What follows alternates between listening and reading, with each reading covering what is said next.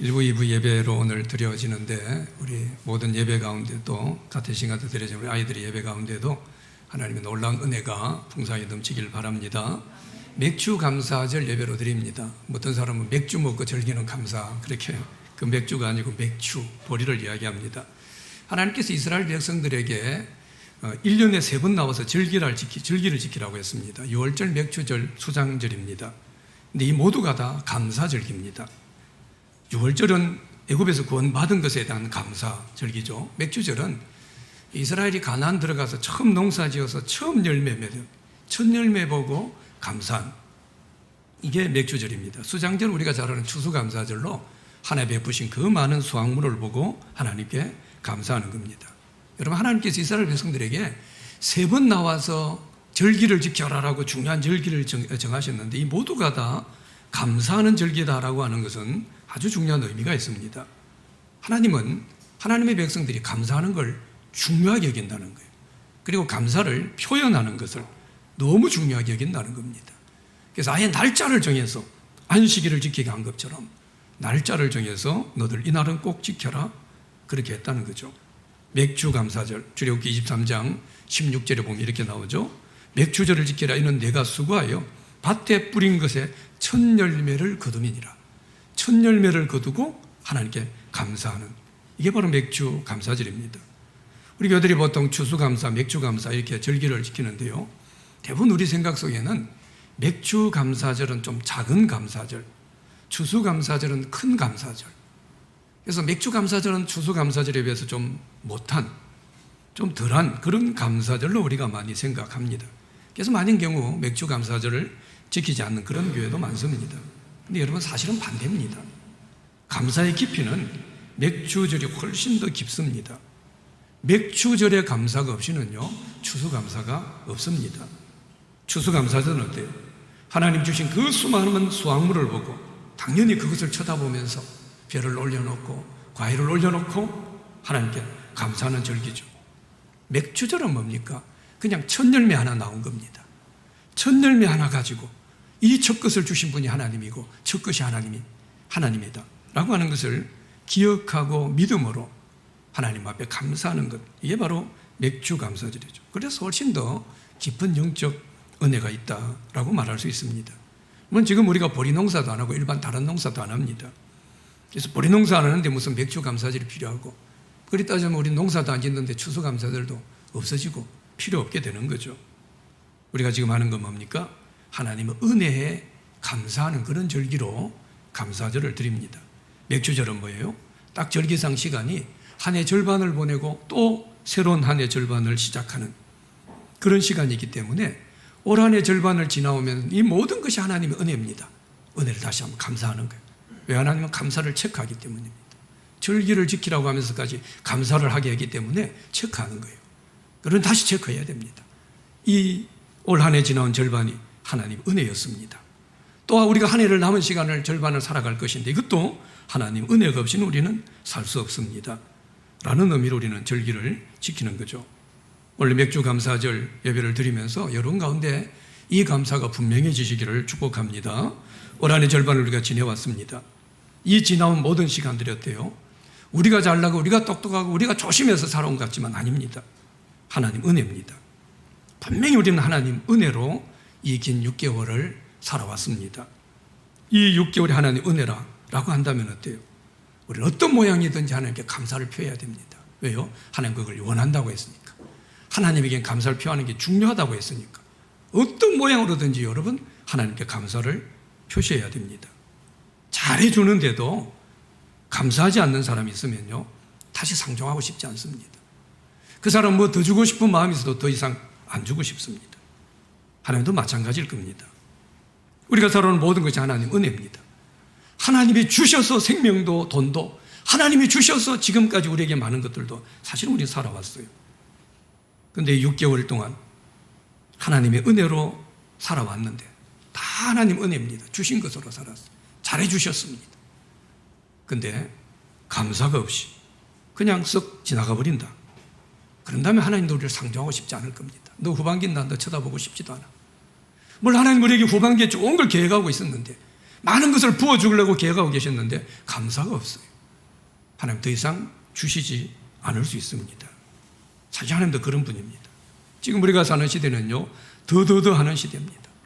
없어서 못 사는 게 아니에요. 더 없어서 못 사는 시대. 없어서 가난한 게 아니라 더 없어서 가난하다고 생각하는 그런 시대입니다. 우리 욕심이 많아서 그렇죠.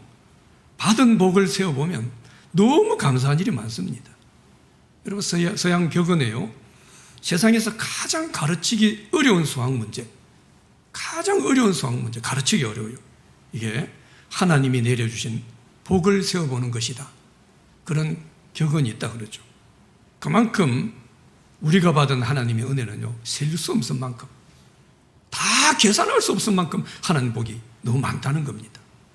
그리고 또 그 말은 뭡니까? 내가 받은 복을 전혀 깨닫지 못하고 세지도 못해요. 이건 어려운 수학이에요.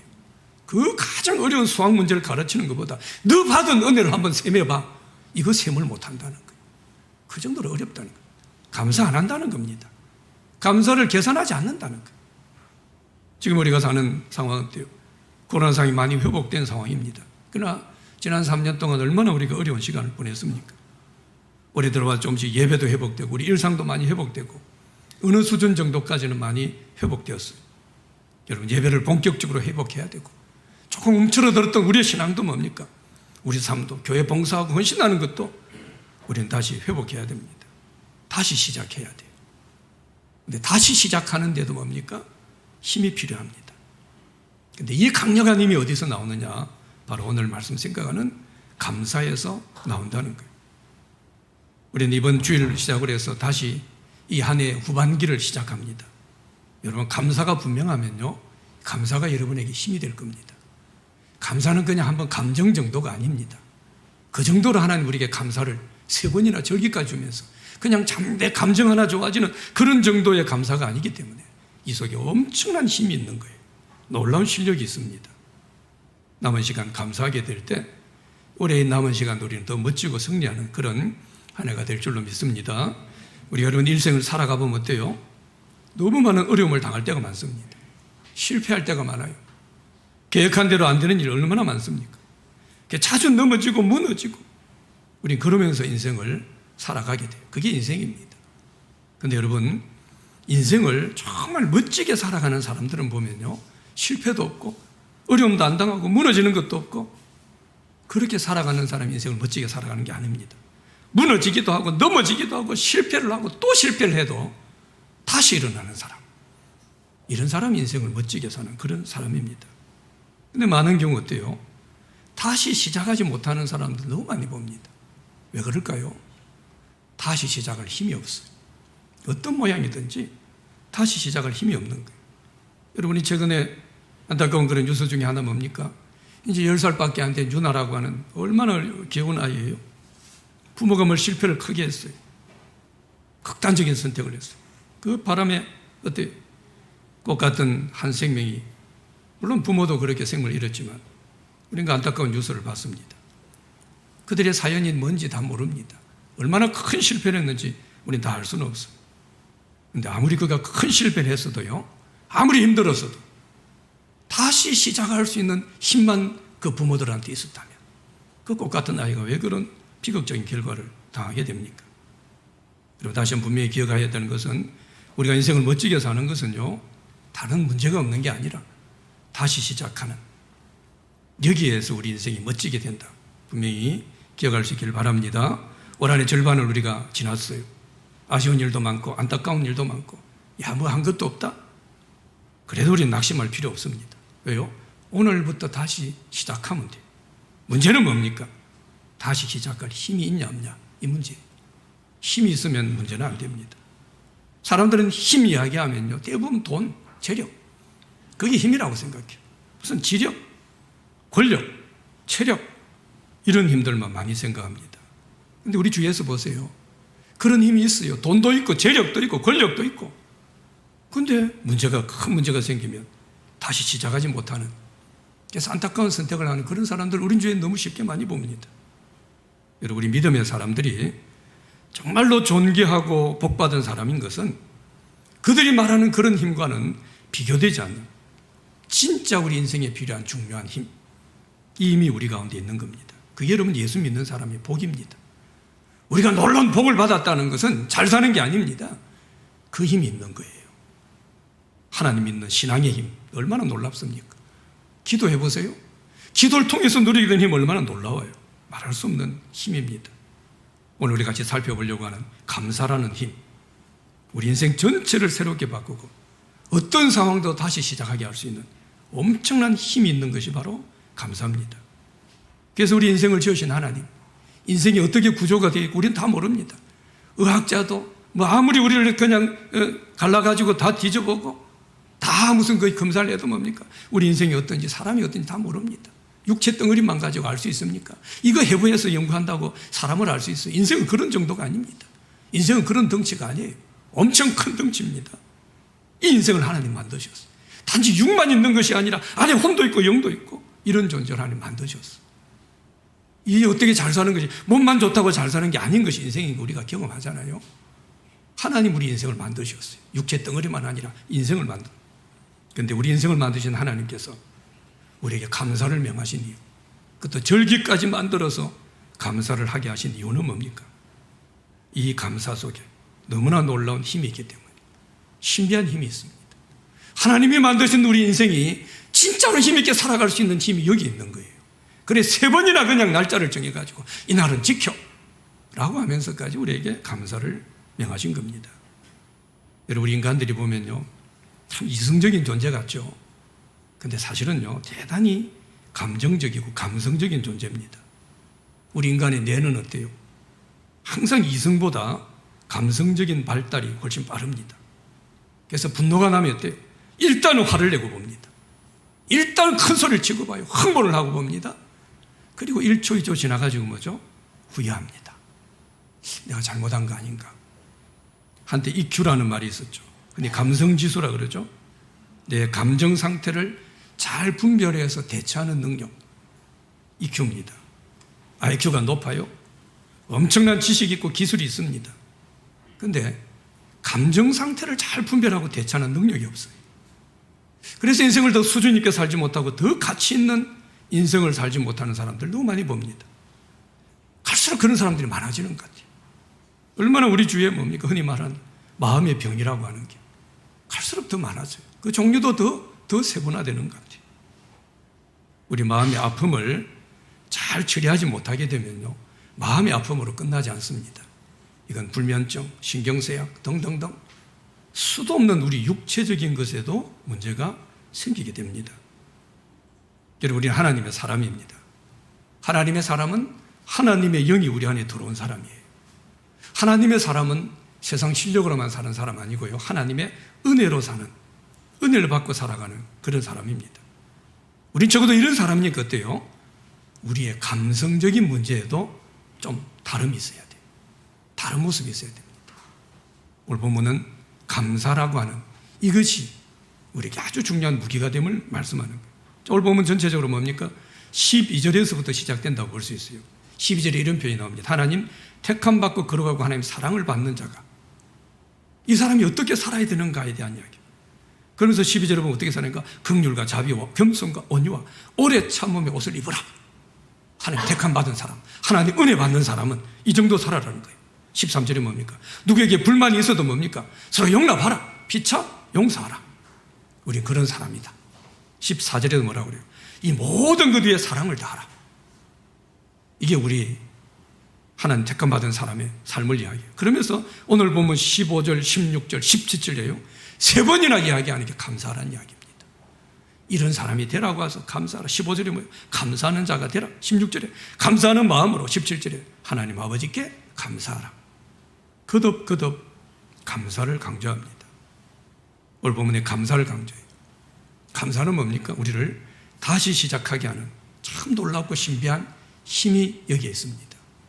오늘 감사라는 이 힘, 다시 시작할 수 있는 이 힘, 이제 올해 후반기를 멋지게 살아갈 수 있는 신령한 힘이 있는 이 감사, 이 힘을 우리가 얻기 위해서 어떻게 해야 되는가? 오늘 본문을 통해 3가지로 우리가 주님 음성 듣기를 바랍니다. 먼저는요, 우리가 감사하는 사람이 되기 위해서는 그리스도의 평강이 우리 마음을 주장하게 해야 됩니다. 자, 15절 말씀을 같이 읽겠습니다. 시작. 그리스도의 평강이 너희 마음을 주장하게 하라. 너희는 또한 감사하는 자가 되라. 아멘. 여러분, 우리가 예수 믿고 하나님 자녀가 됩니다. 하나님 자녀가 되면 뭡니까? 하나님의 은혜가 우리 가운데 주어졌어요. 하나님의 은혜가 주어지는 여기까지는 하나님이 하셨습니다. 그런데 하나님의 은혜로 우리 가운데 주어진 놀라운 평강, 놀라운 믿음, 이걸 계속해서 누리는 것은 우리 몫입니다. 이게 우리가 책임이 있어요. 하나님 평강을 주셨지만 우리가 이걸 누려요. 끊임없이 누려나가야 됩니다. 자, 여기서 그리스도의 평강이라고 했는데, 이 그리스도의 평강이 우리 가운데 누려져야 된다 했는데, 그리스도의 평강은 뭡니까? 예수님께서 이 세상 사시면서 누렸던 그 평강을 말합니다. 예를 들면요, 제자들과 배 타고 가시는데 풍랑이 일어납니다. 근데 풍랑이 일어나는데 예수님은 주무셨어요. 평안하게. 이게 그리스도의 평강입니다. 십자가를 앞에 둡니다. 예수님도 힘든 부분입니다. 근데 그 십자가를 앞에 둔 그 사건 앞에서도 예수님은요, 그 마음의 평안을 잃지 않습니다. 오히려 제자들에게 내가 너에게 평안을 주노라. 평안을 빌어주십니다. 이게 그리스도의 평강입니다. 세상이 줄 수 없어요. 돈이 못 줍니다. 알 수도 없어요. 절대 평강입니다. 어떤 상황, 어떤 문제에서도 흔들리지 않는, 이게 그리스도의 평강입니다. 이 그리스도의 평강이 우리를 주장하게 해야 돼요. 그래야 우리 안에 감사가 터져나옵니다. 그리스도의 평강이 주장한다, 지배한다, 다스린단 말입니다. 묶는다, 어떤 의미에 심판한다, 이런 의미도 같이 포함되어 있습니다. 그리스도의 평강이 나를 주장하기 위해서요, 우리가 해야 된다 그랬죠. 이걸 우리가 지켜나가는 우리 몫이 세 가지를 이야기할 수 있어요. 그리스도의 평강이 나를 주장하기 위해서 먼저는 기도해야 됩니다. 빌립보 4장 6절 7절 말씀 같이 한번 읽어봅시다. 시작. 아무것도 염려하지 말고 모든 일에 기도와 간구로 너희 구할 것을 감사함으로 하나님께 하리라. 그리하면 모든 지각에 뛰어난 하나님의 평강이 그리스도 예수 안에서 너희 마음과 생각을 지키시리라. 아멘.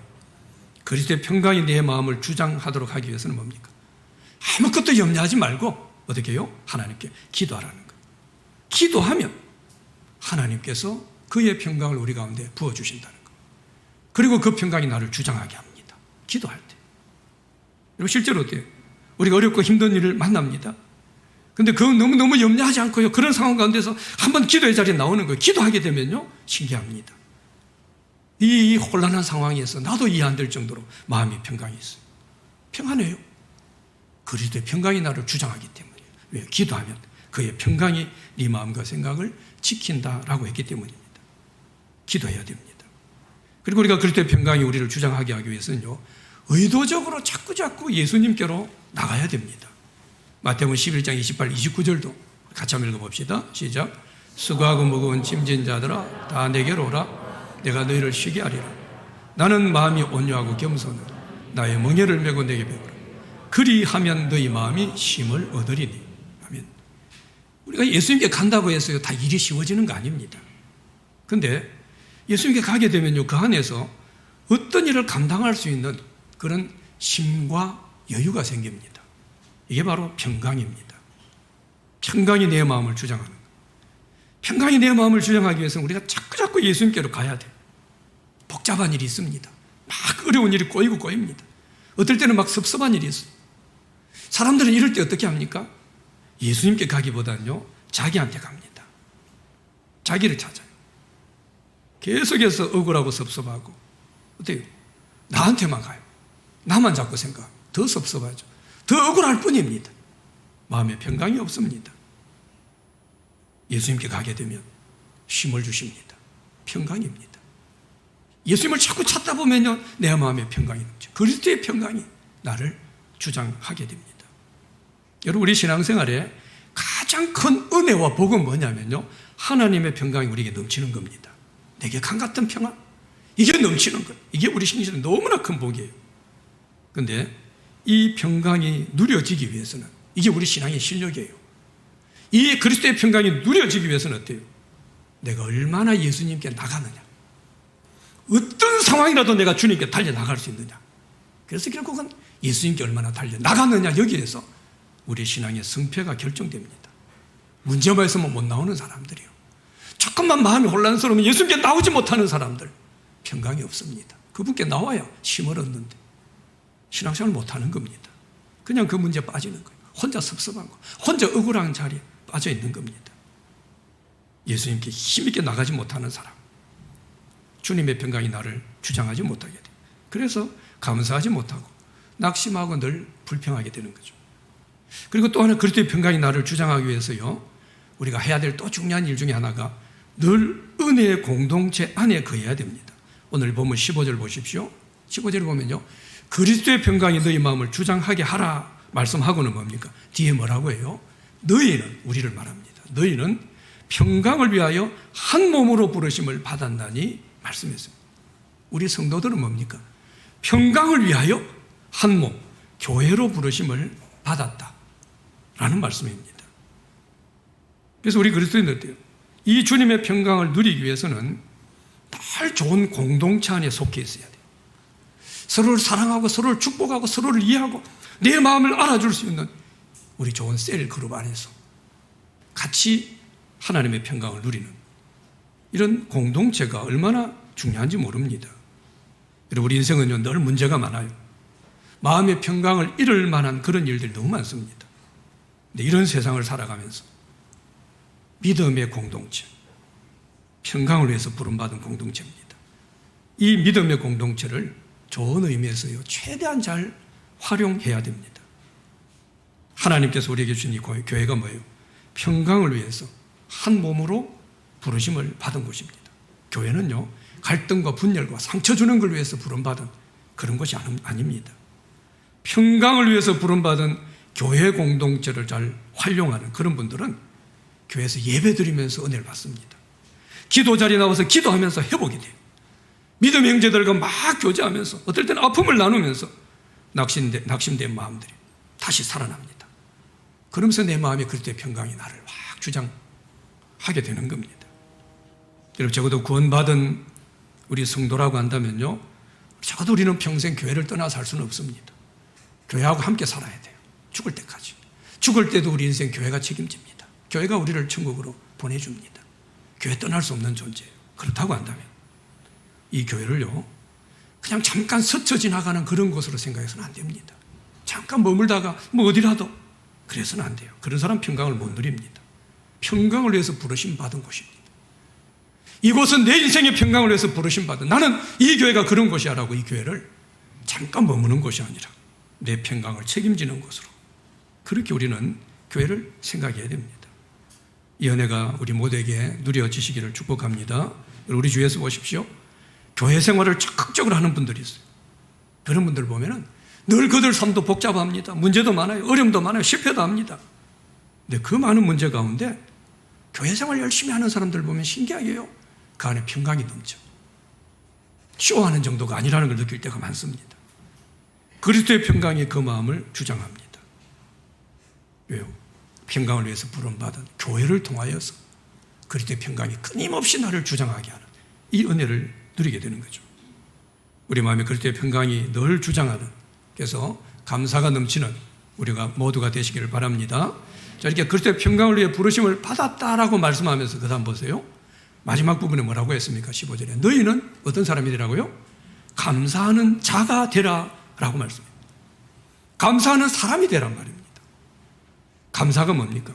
사람에게 초점이 맞춰져 있어요. 그러니까 너 자체가 감사라는 겁니다. 너는 감사밖에 없는 사람이고 네 입에서 하는 말은 감사밖에 할 수 있는 그런 사람이 아니야. 너는 감사라는 존재예요. 감사의 사람으로 이야기합니다. 우리 보통 감사를 생각하면 뭐예요? 막 조건을 찾습니다. 그러니까 감사가 별로 없어요. 근데 여기 뭐라고 했어요? 감사하는 자가 되라는 건 뭡니까? 감사하는 사람은 뭡니까? 감사의 조건을 찾지 않습니다. 그냥 감사하는 거예요. 왜요? 내가 감사하는 자기 때문에. 감사하는 사람.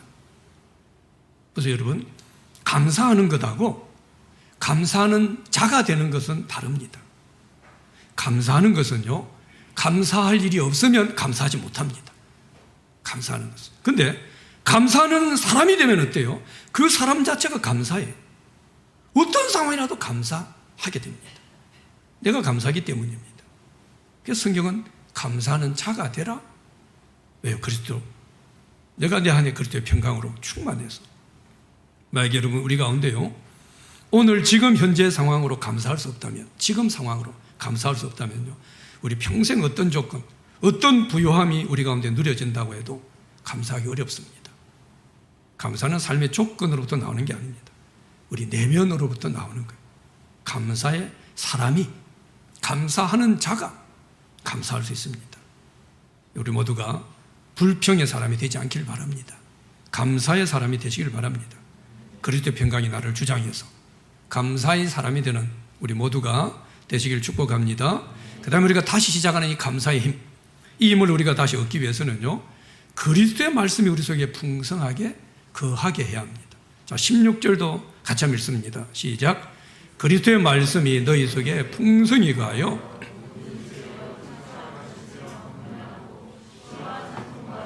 노래를 부르며 감사하는 마음으로, 아멘. 자, 여기서 하나님의 말씀이 거하게 한다, 거한다는 표현이 나오죠. 이 거한다는 말은 헬라말로요, 오이코스, 많이 들어봤죠. 집을 이야기합니다. 그러니까 하나님 말씀이 우리 생각 속에 집을 지어야 된다 이 말이에요. 집을.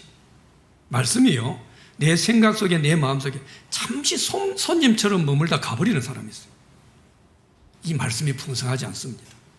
아예 하나님 말씀이 내게 정착해서 집을 지어야 됩니다. 우리가 너무 많이 경험하는 것처럼 우리 안에 무엇이 가득 채워져 있느냐 너무 중요합니다. 내 안에 꽉 채워져 있는 것이 내 생각입니다. 이게 내 말이 돼요. 이게 내 행동이 됩니다. 꽉 찬 것이. 이게 뭡니까? 내 삶에 영향을 미치게 됩니다. 여러분 마음 뭘 채우고 있습니까? 세상 뉴스로 꽉 차 있는가? TV 드라마, 미래에 대한 염려, 어떻게 더 즐길까? 이걸로 마음이 꽉 차 있는가? 너무 우리 많은 그리스도인들이요, 하나님의 말씀이 아닌 다른 것들로 우리를 가득 채우고 있어요. 교회 하나 예배 드리면서도 하나님 말씀으로 꽉 차게 되면 감사가 얼른 넘치는 예배가 됩니다. 다른 게 꽉 차 있어요. 예배 드리는 이 자리에서도 별 복잡한 생각들이 꽉 가득 차 있습니다. 감사가 사라집니다. 하나님 말씀을 열심히 보고, 여러분 하나님 말씀을 열심히 듣는 이유는 뭡니까? 이게 하나님 말씀을 내게 채우는 작업입니다. 설교를 들으면서 말씀이 채워지는 거예요. 여러분 옛말에 보면요, 곳간에서 인심 난다 이런 말이 있죠. 가난하면요, 곳간이 비어 있으면 인심 낼 수 없어요. 줄 게 없습니다. 인색이지. 우리 마음의 곳간에 말씀으로 가득 채워져서 여기가 부유해지면요, 그냥 툭 감사가 터져 나오는 겁니다. 감사하라는 말이 필요 없어요. 여러분 예수 믿는 사람이 늘 감사가 없어요. 마음의 불평, 원망 이게 가득하다면 그 사람 마음의 곳간에 말씀이 텅 비어 있습니다. 텅텅 비어 있습니다. 나올 수가 없어요. 감사가. 하나님 말씀이 가득 채워지게 되면요, 이 말씀이 얼마나 능력이 있습니까? 말씀으로 천지를 창조했어요. 말씀으로 예수님은 죽은 자를 살렸어요. 하나님 말씀으로 해를 멈추게 됐습니다. 얼마나 하나님 말씀이 능력이 있습니까? 근데 이 하나님 말씀이 내게 가득 채워지게 되면 어때요? 이 말씀이 생명의 말씀이에요. 이 말씀이 살아있고 운동력이 있어요. 그래서 이 말씀이 내 안에 풍성하게 거하게 되면요, 내게 어떤 염려가 근심이 있을 때 이 풍성하게 거하는 이 곳간에 가득 찬 하나님 말씀 중에 어떤 말씀이 툭 하나 나오는 거예요. 그래서 내 염려도, 내 근심도 확 무너뜨립니다. 내 안에 있는 어두운 감정들도 말씀이 툭 튀어나와서 확 쫓아내버리게 되는 거예요. 이 말씀이 역사입니다. 너무 안타까운 건 뭡니까? 요즘 우리 교회 안에서나 우리 믿는 사람들 안에서요, 별의별 정보는 가득 차 있습니다. 모르는 게 없는 것 같아요. 별의별 정보를 다, 의학 정보, 정치 정보, 뭘 너무 많이 알아요. 근데 하나님의 생명의 말씀이 너무 없습니다. 이게 우리 현실이. 이게 우리 하나님도 가슴 아파하는 거예요. 그래 감사가 없어져. 교회 다니는 사람도 감사가 없어. 하나님 말씀이 내 안에 풍성하게 거하지 않으니까요, 어떨 때는 작은 정보 하나만 들어도 뭐가 온대, 경제 위기가 온대, 또 질병이 뭐가 온대, 막 불안합니다. 염려됩니다. 화학 평강을 잃어버립니다.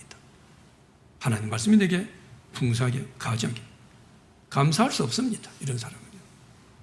여러분 16절 말씀 보면은 말씀이 풍성하게 거한다라고 하면서요, 뒤에 이런 표현이 나와요. 모든 지혜로 피차 가르치고 근면하고 시와 찬송과 신령한 노래를 부르고 감사하는 마음으로 하나님을 찬양하라.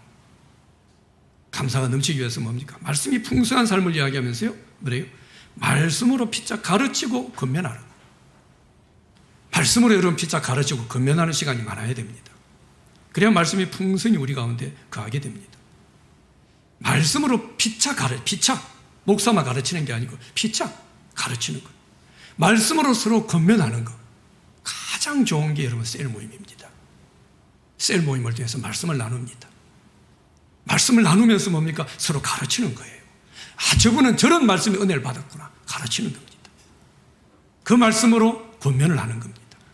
그 말씀으로 나도 권면을 받는 겁니다. 셀 모임은 이거보다 더 좋은, 말씀을 풍성히 가는 이거보다 더 좋은 모임은 없습니다.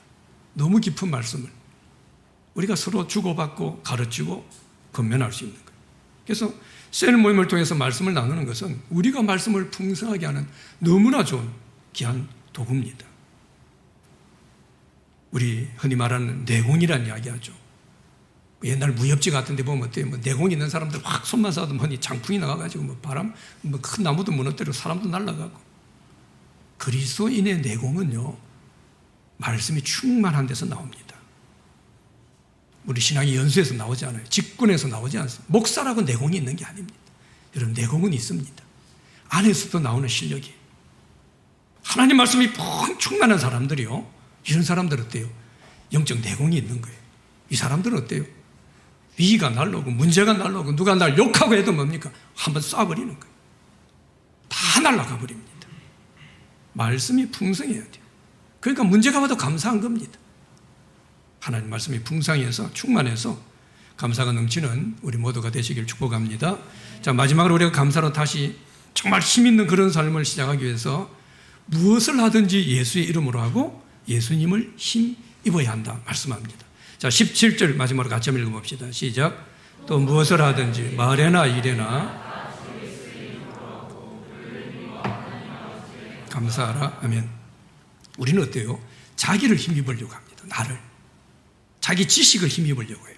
자기 경험을 힘입으려고 합니다. 어떤 사람은요, 별나와 다를 바 없는 다른 사람을 힘입으려고 해요. 저는 난 뭐 별 다릅니까? 공부도 했다고 나하고 뭐 다른 게 있습니까? 별 다르지 않아요. 근데 그런 사람들을 힘입으려고 해요. 그러니까 참된 감사가 나오지 않습니다. 늘 인생에서 더 좋은 선택, 더 좋은 결정을 하지 못하는 사람들을 봅니다. 왜 저런 선택을 할까? 왜 저런 결정을 할까? 이런 사람들이 있어요. 근데 그런 사람 보면 꼭 특징이 뭐냐면요, 그냥 고만고만한 사람들과 의논하는 겁니다. 뭐 잘해봐야 자기 친구들이. 그리고 그들의 말을 중요하게 여겨요. 사실 고만고만한 그런 사람들입니다. 그런 사람들의 힘을 입으려고 하는 거예요.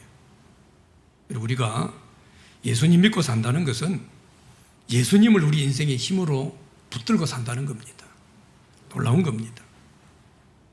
예수님이 내 힘이에요. 다윗은 이걸 알았습니다. 하나님 힘인 걸 알았어요. 그리고 우리가 잘 아는 시편 18편 1절에 뭐라 그래요?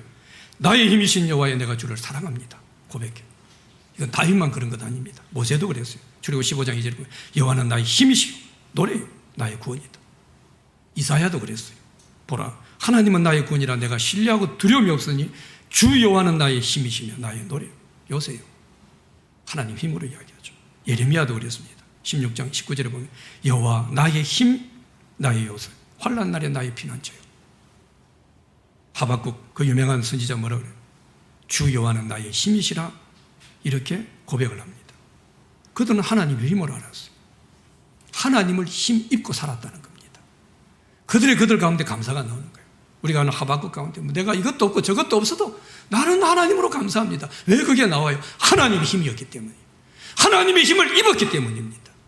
사람의 힘, 자기 힘을 입지 않았어요. 우리 예수님을 힘입는 사람, 여기서 감사가 나오는 거예요. 무슨 일을 하든지 내 힘으로 하려고 할 때, 뭘 자기 힘으로 하려고 하는 사람, 내 힘으로. 근데 내가 어때요? 너무 한계가 많아요. 아무리 노력해도 막히는 일이 너무 많습니다. 근데 그 내 힘으로 하려고 하니까 늘 불평이에요. 늘 원망이 많습니다. 근데 하나님께서 주시는 힘으로 모든 일을 하려고 하면요, 감사가 넘칩니다. 안 되는 것 같아도 하나님 힘을 공급받기 때문에 우리가 하나님 믿고 살아가는 너무나 큰 복, 그게 뭡니까? 우리 같이 약해 빠진 한계 많은 인생이요, 단지 내 힘으로만 살아가지 않아도 된다. 이게 믿는 사람의 복입니다. 저는 이 복을 늘 누리고 삽니다. 이게 너무 감사해요. 내 힘을 제가 알거든요. 알아요, 제가 제 힘을. 살아오면서 얼마나 내 힘이 약한지 지금도 겪고 있고. 근데 나는 내 힘으로만 살아가지 않을 수 있는 사람.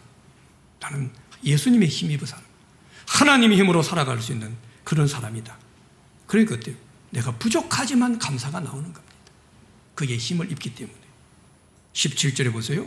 무엇을 하든지 감사, 무엇을 하든지, 뭘 하든지. 그래서 어때요? 우리가 어떨 때는 부부싸움 할 때도 뭡니까? 예수의 이름으로. 애들 혼낼 때도 뭡니까? 예수의 이름으로. 예수님 힘을 입어. 그렇게 하게 되면 어때요? 결국은 감사하게 됩니다. 근데 그 예수의 이름으로 하지 않고 예수의 힘을 입지 않으면 뭡니까? 싸움은 서로 원수됩니다. 부부싸움은 원수되는 거예요. 믿는 사람도 원수됩니다. 의도적으로 예수님을 힘입어야 합니다. 예수님 힘입기 위해서 어때요? 늘 예수님 바라봐야 돼요. 예수님 깊이 생각해야 됩니다. 그리고 예수님 힘을 입기 어떻게 해야 돼요? 내 마음을 쏟아놓고 기도해야 됩니다. 온 힘을 다해서 기도해야 돼요. 거기에서 우리 힘이 주어집니다. 우리는 우리 힘이 부족하다고 느낄 때 있어요. 내 한계 때문에 마음에 기쁨이 없고 참 살기 힘들 때 있습니다. 여러분 그럴 때요, 완전히 마음을 쏟아놓고 우리 힘이 되시는 예수님께 한번 기도해 보십시오. 막 쏟아놓고 내가 한계가 있고 나 왜 이 모양이야? 그럴 때요. 그걸로 나 자꾸 내 어떤 섭섭한 건 내 억울한 건 내 부족함 가운데 빠져가지고 스스로 자책하지 말고, 우리는 그런 정도가 아니지 않습니까? 우리는 하나님을 힘으로 사는 그런 사람이에요. 하나님이 내 힘인 사람인데 내 부족함만 쳐다보고 자꾸 처지고 그냥 깔아앉지 말고 그분에게 한번 내 마음을 쏟아놓고 기도해 보는 거예요. 주님, 내가 이렇습니다. 그렇게 되면요, 감사가 터져 나옵니다. 막 감사가 흘러나옵니다. 이 놀라운 역사를 경험하게 되죠. 우리는 이런 신앙의 뜨거운 열정이, 이 신앙의 뜨거운 몸부림이 회복되기를 바랍니다. 자주자주 우리는 어때요? 예수님 이름을 불러야 돼요. 예수 이름 부르라 그랬어. 예수 이름을 부르는 자 불러야 돼요. 어떤 문제가 있어도 뭡니까? 그 이름을 외쳐야 돼요. 큰 소리를 외치기 어려우면요, 조용하게라도 외쳐. 예수 이름으로 외쳐야 됩니다. 그러면요, 다윗도 모세도 하박국도 이사야도 예레미야도 그들이 경험했던 하나님의 힘, 예수님의 힘, 이 힘을 덧입는 그런 역사를 우리는 경험하게 되는 겁니다. 여러분, 예수 믿는 사람들의 제일 첫 번째 1번의 특징은요, 감사입니다. 세상 사람들은 감사가 별로 없습니다. 세상 사람들도 일이 잘 되면 좋아는 합니다. 좋죠. 근데 감사는 잘 안 해요. 왜냐하면요, 자기가 주인이기 때문이에요. 내가 잘해서 잘 된 겁니다. 그래서 감사는 하지 않고 감사해야 될 시간에 자랑할 뿐입니다. 자랑합니다. 근데 믿음의 사람들은 우리가 아무리 노력을 많이 했어도요, 결국은 이 결과에 하나님 도움이 없어서는 안 된다. 이걸 압니다. 얼마나 복이에요. 그래서 감사가 나옵니다.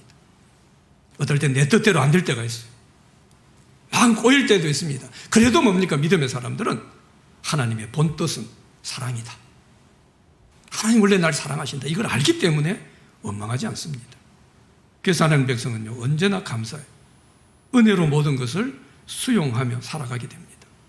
그래서 은혜를 더 많이 받고 신앙이 성장할수록 자연스럽게 더 많이 감사합니다. 우리 신앙을 점검하는 가장 좋은 방법이 이거예요. 감사가 많아졌는가? 여러분, 작년보다 감사가 더 많아졌는가? 한번 돌아보는 거예요. 만약에 여러분에게 감사가 더 많아졌다고 한다면요, 상황 상관없어요. 여러분 신앙은 성장한 겁니다. 감사가 많아지지 않았다면 여러분 신앙은 뭘 하는 거 있어도요, 뭡니까? 성장하지 않았을 가능성이 많습니다. 오늘 말씀을 가지고 우리가 뭡니까? 지금 내게 감사가 없다면, 내가 감사가 없다면요, 내 마음을 어떤 것이 주장하고 있는가 돌아봐야 돼요. 내 마음을 주장하고, 내 마음을 지배하고 있는 게 뭔가? 감사가 없다면 내 안에 뭐가 가득 차 있는가? 하나님 말씀 아니고 뭐가 내가 가득 차서 나는 왜 감사가 없을까? 감사가 없다면 나는 뭘 힘입고 살아가는가? 내가 힘으로 붙다는 게 뭔가? 점검해 봐야 됩니다. 여러분, 감사가 없으면 어때요? 관계가 풍성하지 않습니다. 책임과 의무만 가지고는 안 됩니다. 부부싸움들 많이 부부싸움 하면서 흔히 하는 이야기 뭐예요? 나는 내 할 바 다 했다는 거예요. 나는 내 책임 다 했다는 거예요. 그래서 서로 큰 소리 칩니다. 내 책임 다 했다는 거예요. 책임과 의무는 다 했다. 그러지만 서로에게 감사가 없어요. 아내에게, 남편에게, 자식에게, 부모에게 감사가 없어요. 그러니까 내 책임 다 했다. 그런 사람 풍성한 관계가 되지 못합니다. 하나님 예배 드리는 것도 마찬가지입니다. 나 예배 자리에 나왔어. 내 책임 다 했어. 내 의무 다 했어. 그걸로 풍성한 예배가 안 됩니다. 한 해가 풍성한 게 안 됩니다. 감사로 해야 돼요. 그래서 시편 50편 23절 거를 감사로 제사를 드리는 자가 나를 영화롭게 하리라. 감사로 드릴 때 하나님 영광을 받으신다는 겁니다.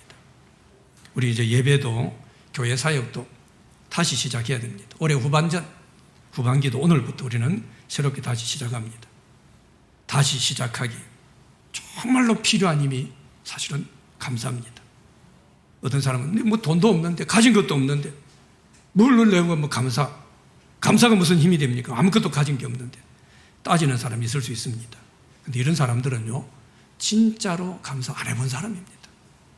정말 마음 깊은 곳에서 진짜 감사를 해본 사람들은 감사가 내 인생을 얼마나 크게 했는가, 감사를 통해서 내 속에 얼마나 인생 가운데 신비한 힘이 있었는가 분명히 알고 있습니다. 그리스도의 평강이 여러분 마음을 주장하게 하십시오. 그리스도의 말씀이 여러분 가운데 가득 차게 하십시오. 뭘 하든지 좋은 일을 하든 어떨 때는 좀 어딘가 막 싸우고 다툼도 있을 수 있겠죠. 뭘 하든지 예수 이름으로 하고 예수님의 힘을 입어서 그렇게 하는 감사하는 자가 되어서 이 감사함으로 진정한 힘을 가지고 다시 여러분의 삶의 어떤 문제도 올해 후반전도 힘있게 다시 시작하며 승리하는 우리 모두가 되시기를 주님의 이름으로 축복합니다. 하나님 아버지, 감사절을 우리에게 허락하시고 다시 감사의 사람으로 감사하는 자가 되도록 우리를 세우심을 감사합니다. 아버지 하나님, 감사하는 자가 되게 하시고 우리 안에 주의 말씀으로 주의 은혜로 주의 능력으로 뭘 하든지 주님 힘입는 이런 복된 우리의 삶이 되게 하셔서 감사가 넘치게 하시고 이 감사로 우리 인생의 어떤 문제 가운데 다시 시작하는 큰 힘을 가지고 승리하는 우리 모두가 되도록 주님 축복하여 주시옵소서. 예수님의 이름으로 기도드렸습니다. 아멘.